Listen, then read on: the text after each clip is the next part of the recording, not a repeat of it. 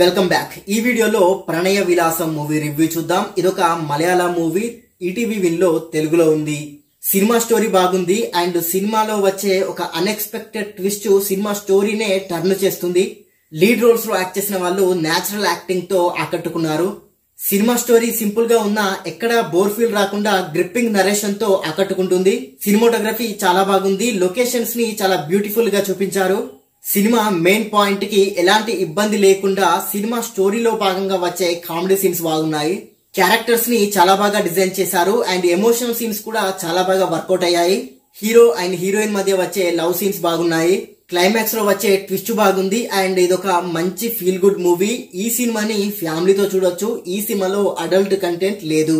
Plus points విషయానికి వస్తే story, actors acting, unexpected twist, cinematography, emotional scenes ఈ సినిమాకి ప్లస్ అయ్యాయి.